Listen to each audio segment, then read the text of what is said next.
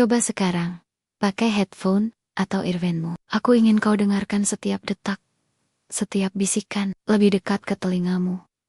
Karena kisah ini bukan kisah biasa, ini adalah kisah tentang sepi, tentang rindu, dan tentang batas yang mulai kabur, tentang seorang istri yang terlalu lama menunggu cinta dari suaminya. Dan tentang seorang pria asing yang perlahan membawa hangatnya perhatian. Apakah ini cinta atau dosa? Apakah ia harus melawan atau menyerah pada perasaan yang tak pernah ia duga? Aku tidak bisa menjawabnya sekarang. Tapi satu hal yang pasti, setiap kata yang akan kau dengar, mungkin akan membuatmu lupa bernapas. Siapkah kamu menyelami cerita ini sampai ke dalamnya? Kadang, sepi paling menyakitkan, bukan ketika aku sendirian, melainkan ketika ada seseorang di sampingku, tapi kehadirannya terasa begitu jauh.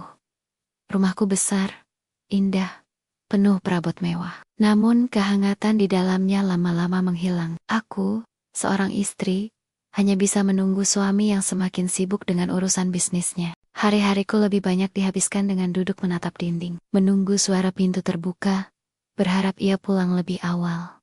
Tapi setiap harapan hampir selalu dipatahkan. Ia datang larut malam, bahkan kadang tidak pulang sama sekali. Jikapun pulang, hanya tubuhnya yang hadir, matanya tetap sibuk dengan layar ponsel. Pikirannya terbang bersama angka dan rapat-rapatnya. Aku tidak menyalahkannya sepenuhnya. Mungkin memang itu tugasnya sebagai kepala keluarga.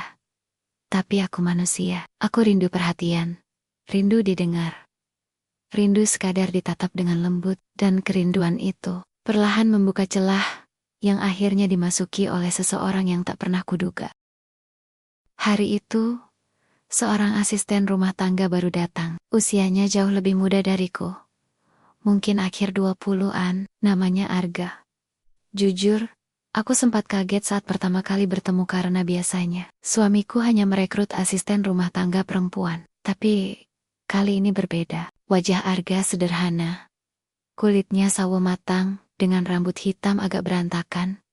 Tubuhnya tegap karena terbiasa bekerja fisik. Tapi yang paling sulit kulupakan adalah sorot matanya, mata yang tenang, teduh, seolah mampu membaca isi hatiku tanpa perlu bertanya. Awalnya, aku mencoba menjaga jarak. Ia hanya bekerja, aku hanya majikannya.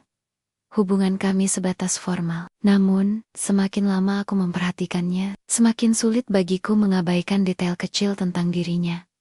Cara ia selalu menundukkan kepala ketika berbicara. Cara ia memastikan rumah selalu rapi tanpa pernah mengeluh. Bahkan caranya tersenyum singkat saat aku mengucapkan terima kasih. Mungkin aku terlalu haus perhatian, tapi senyumnya sesederhana apapun terasa lebih jujur daripada senyum suamiku belakangan ini. Sore itu hujan turun deras. Aku duduk sendirian di ruang tamu dengan sweater tipis. Udara begitu dingin, membuat tubuhku menggigil. Televisi menyala, tapi aku tidak benar-benar menontonnya. Pandanganku kosong, hanya mendengarkan suara hujan yang menghantam genting. Tiba-tiba, langkah pelan terdengar mendekat. Arga berdiri di ambang pintu ruang tamu, membawa nampan kecil dengan secangkir teh hangat. Uap tipis mengepul dari cangkir, menebarkan aroma melati.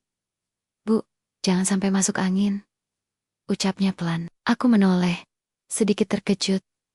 "Oh, terima kasih Arga." Aku mengulurkan tangan, dan saat itu, jemariku bersentuhan dengan jemarinya. Hanya sesaat. Tapi sesaat itu cukup membuatku terdiam. Kulitnya hangat, kontras dengan dinginnya udara. Detak jantungku mendadak berlari. Aku refleks menarik tanganku cepat-cepat, tapi rasa hangat itu masih tertinggal di kulitku. Ia menatapku sebentar, lalu menunduk, seakan menyadari sesuatu yang tak seharusnya. Tapi tatapan itu bukan tatapan biasa. Ada kelembutan, ada perhatian, ada sesuatu yang sudah lama tak kudapatkan dari suamiku. Aku menyeruput teh itu, berusaha menenangkan diri. Tapi justru semakin lama aku merasa gugup. Setiap kali aku mencuri pandang, ia masih ada di sana. Berdiri tenang, seolah menunggu jika aku butuh sesuatu lagi.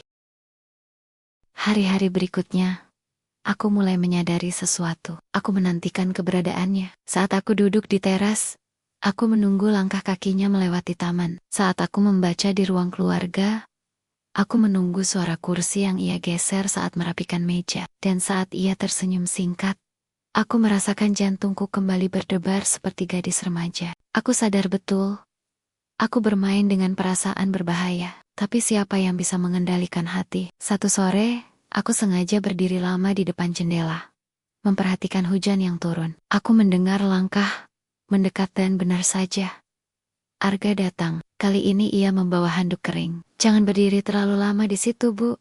Nanti masuk angin. Aku menoleh, tersenyum kecil. Kamu selalu saja mengingatkan aku ya.